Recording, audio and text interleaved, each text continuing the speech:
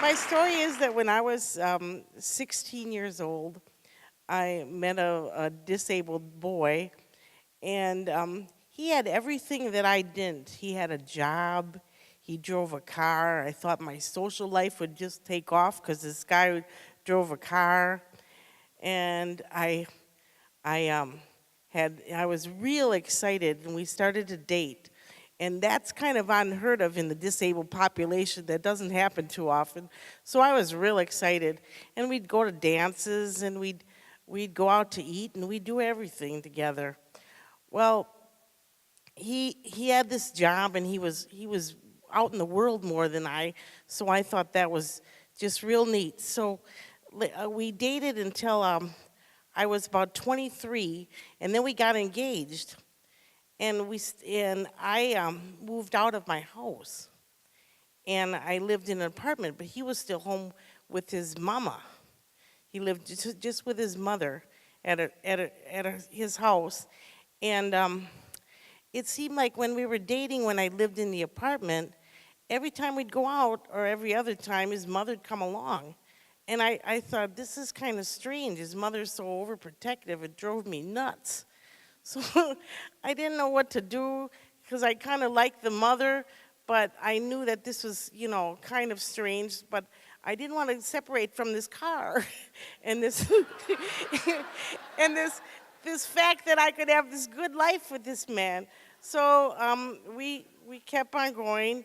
Well, as I'm in the apartment, he started coming around, and he started becoming, somewhat controlling. And I was young, and I wanted to do everything, and he was like, "You got to clean the house. You got to keep your house clean. You got to do all these jobs. You got to do everything."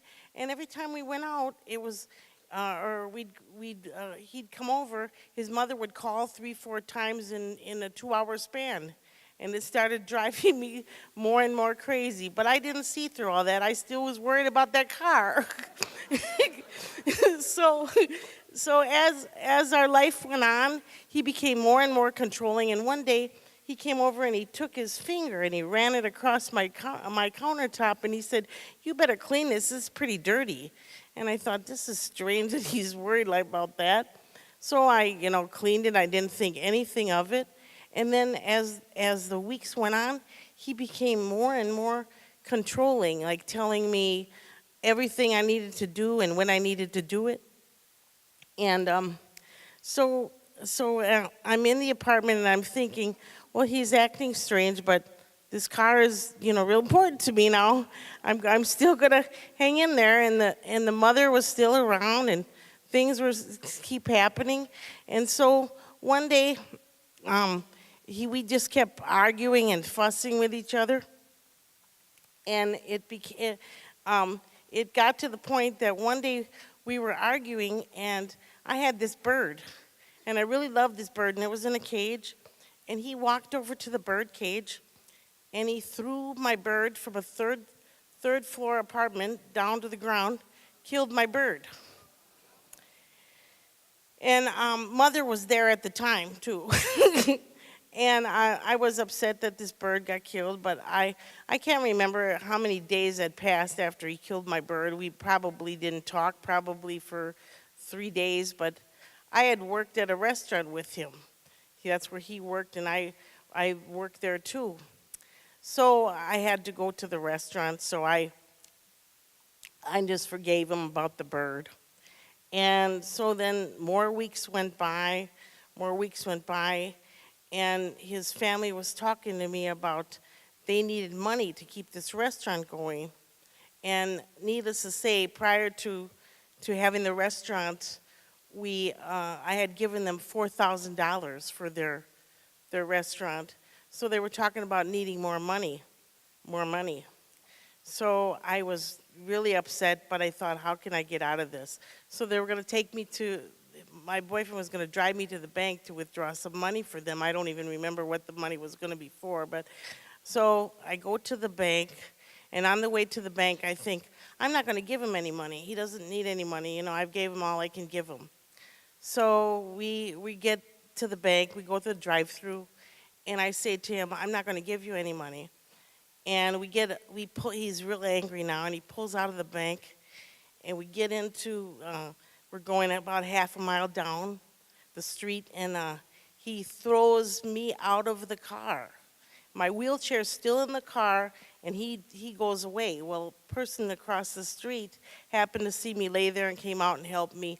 And this time, my ex was going around the block, and he threw my wheelchair out of the car, and I got in, and he drove away, and I don't even remember how I got home that day. But the next, I think there was about 3 or 4 days, I was at home and he was still going to work and we weren't talking because he did this. I said to myself, well, I got to do something. So when I went to the restaurant to work that day, the day when I finally went back, I thought, what can I do?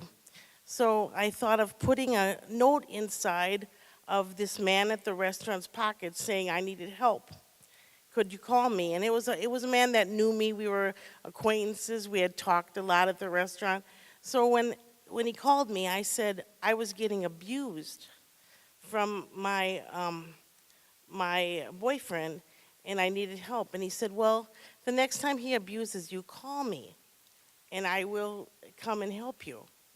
So I called him, and a part that I had forgot to tell you is my parents were very in love with this guy.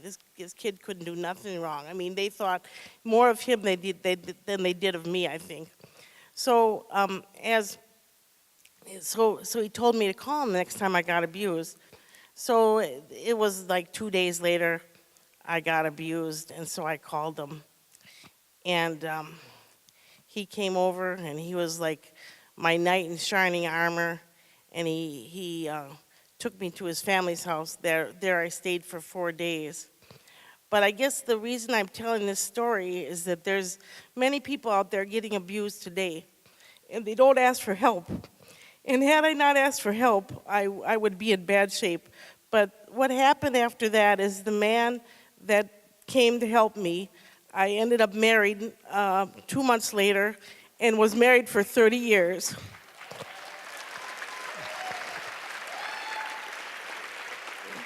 So the moral of the story is he was my knight in shining armor, and I would like to be somebody's knight in shining armor and help them get out of the situation they're in. So if you are having problems, please, in the next few minutes, come talk to me. I will give you my phone number. We can talk, and I can help you. Because I'm telling you, there are somebody in this audience today getting abused that don't even realize it.